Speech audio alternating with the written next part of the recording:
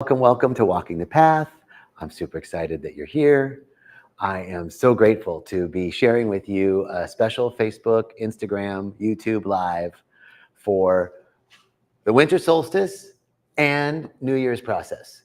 Okay, so first of all, this is a powerful time of year.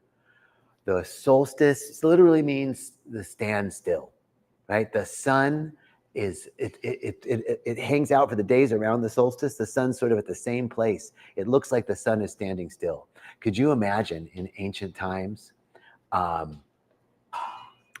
counting on the sun for your crops, for your livelihood, for your survival? Could you imagine thinking the sun was going down, going down, going down? Was it going to come back up? I mean, we can see in the ancient world that people created calendars, temples, the Mayans, the Aztecs, the Egyptians, the Stonehenge. I mean, all of the ancient people created calendars to mark these days, the solstice, and the importance of these days for our survival. Could you imagine living in a world where everything was so alive that you thought the sun might die, and then you celebrated when the sun started coming back? This is a time of renewal, of rebirth, of revitalization. And this time for us, it's a powerful time. For thousands and thousands, for millennia upon millennia, human beings have used this time as a precious time to recalibrate and to look towards the future. So we want to step into that energy. There's a resonant energy. There's a signature energy that's involved with what's going on right now, not just the planetary alignments and the solstice, but human energy, a signature of human energy for thousands upon thousands of years. And we can use that energy to catapult ourselves into a new future. Now, New Year's, this time, Christmas is in a few days, and we've got between now, today's the 21st, through the 31st, 10 days until the new year. Let's use this time. I want to share with you a New Year's process. I learned some of this is taken from my good buddy Giovanni Bartolomeo, who I love. I want to give props to, and also just a process that is been evolved over many years. Right? We all typically make not set intentions, but try to do something new with the new year. We make these promises to ourselves that never resolutions. That's right. We make resolutions, and these resolutions tend to fall flat a couple months in. A resolution is like a goal. We're going to work with intention. But before we get to what we're calling forth in the new year, I want to invite you to do this process. So the first step of the winter solstice New Year's process is to mind map. If you haven't heard of a mind map, I love this process. It's a great way to, when I'm journaling, sometimes I mind map. Or when I'm trying to capture some ideas to write something, I mind map it first because it's too hard for me to write, major topic, subpoint, subpoint, subpoint, major topic, subpoint, subpoint, subpoint, right? It's flowing out. So I want you, so this is sort of a mind map. You can do it in any number of ways, and you can also look up online mind mapping, and there'll be, this crazy thing called Google. It'll help you out. But right now we've got a mind map. So I want you to start with putting yourself in the center. 2023, this year, and go month by month, January, February, March, and what happened? You start to write out, okay, I did a retreat in January of 2023, and then I traveled a little bit, and then I saw I reconnected with my best friend from high school, right? It's just literally a what happened, just a what happened, no a judgment, no emotion, just back I started a new job in February. I started a new practice. I went through a breakup in March. I went to Spain. I had a party in March. I celebrated Easter with my family, and whatever it is, just a sort of what did you do, month by month, just a general. So go through the go through the year, month by month, and just, I like to look through my journals and my photos and my calendar to give me a sense of what I was doing.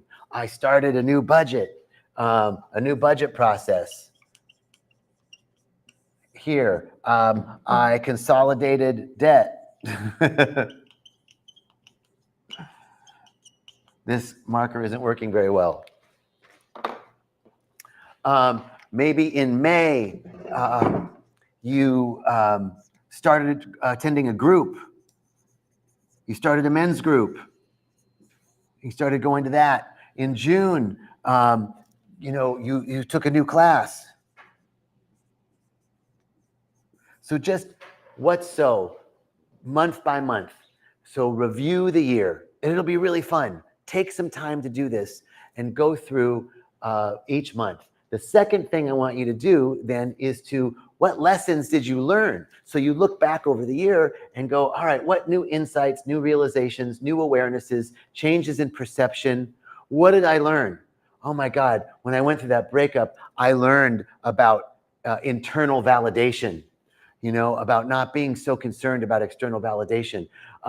When I went to Spain, I had new insights about how much I love to travel, and I want to bring that into the new year. I had a realization about when I consolidated my debt, I had a realization about an old story that I had about debt. When I went to this retreat, I realized some limiting beliefs that I had. So you start to write down the realizations and insights. What did you learn in 2023? So that's the second part. And you do that based on the mind map from 2023. Then the third part is to write intentions. We want to write some intentions for 2024. Oops, 2024, intentions. Okay, so intentions are quality-based. There's a couple of things I want to tell you about intentions. The first is, let's see, is this the good one? Okay, so 3 pillars of intention. One is they are affirmative. So we don't want to say in 2023, or 2024, I'm going to stop overeating, right? You're going to say affirmative would be I'm eating healthy, making healthy choices. So the first pillar of intentions, they're affirmative. The second pillar is that they are quality-based. What are qualities? Well, conveniently, I took some time to write some qualities down here for you. Joy, peace, order, love, abundance, creativity, prosperity, excellence, initiation, community, health, growth, order, balance, harmony, vitality. These are qualities. Connection, right? So what qualities am I inviting in? So it's affirmative, quality-based, and 3 is that they are present tense. Present tense. They've got to be written like I will do this, or I'm going to have this, or I'm going to do that. It's I am. My intention is to cultivate community. My intention is I cultivate community. My intention is I cultivate excellence in everything that I do. My intention is I cultivate a field of receptivity for abundance. Clarity is another beautiful intention. Clarity around which way to go. I know that I know. My intention is to know clearly the next right steps and to take action. So they're present tense. I'm going to rewrite that because that looks really bad.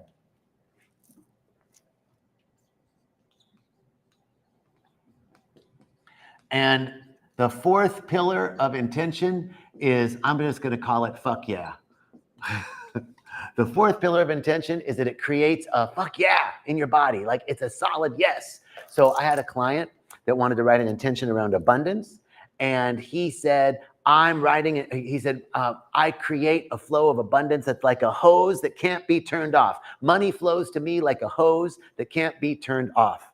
So, that is a beautiful intention, and that is his language. So we want to talk about language. It's language that creates a fuck yeah in your body. So those are the 4 pillars of intentions. So now I want you to look back at the lessons that you learned and what you want to call forth in 2024. What qualities? Joy, connection, community. Community is going to be one for me in 2024. And then this is my friend Giovanni, encouraged me one year to write a letter from myself in the future. So I want you to write a letter from 2025. You in January of 2025, looking back over 2024 and telling yourself how this year went. Oh my God, I got to tell you, hey, it's me, 2025 you, and I'm just here to tell you how 2024 went. It was really amazing. With the intentions that you set around abundance and prosperity, you had a new, deeper realization that abundance has less to do with your bank account and more to do with the feeling of joy inside of you, that you took so much joy in the daily aspects of life, chopping wood and carrying water, that what happened in this year was more clients came, new opportunities came in unexpected ways. I got to tell you, your intention that you set for being in community was off the charts in crazy ways. You started to connect with people and found relationships in ways that you had no idea. So you're just writing yourself a letter. You got that new car. You started that new project. You started doing something that you wanted to do. So write a letter from the future. So there is your winter solstice. This is a time of reflection.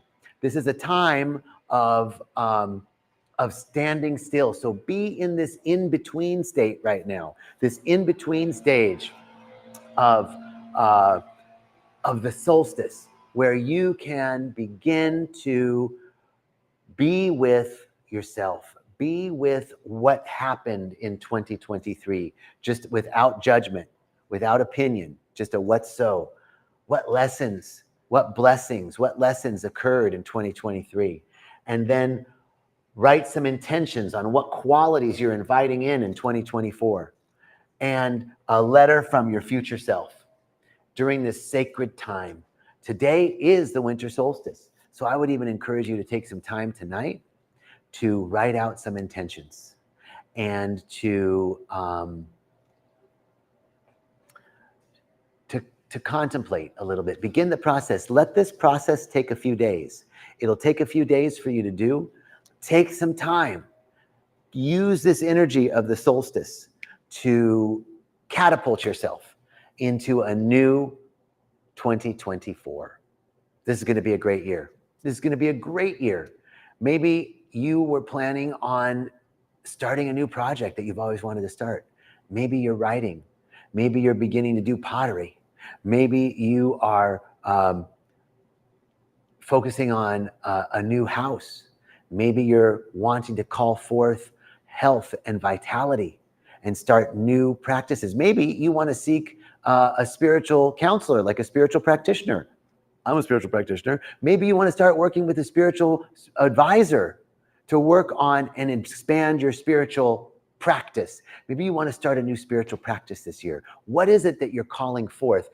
So think about the things that you want to do, and then think about what qualities would exist. Like why, what's your why? Why do you want to start that new project? Why do you want to start seeing a spiritual advisor? Why do you want to start that new spiritual practice? And then once you get clear on your why, then you'll know the qualities that you want to call forth. So your intentions aren't like, my intention is to buy a new house. That's a sort of goal, right? The intention is home.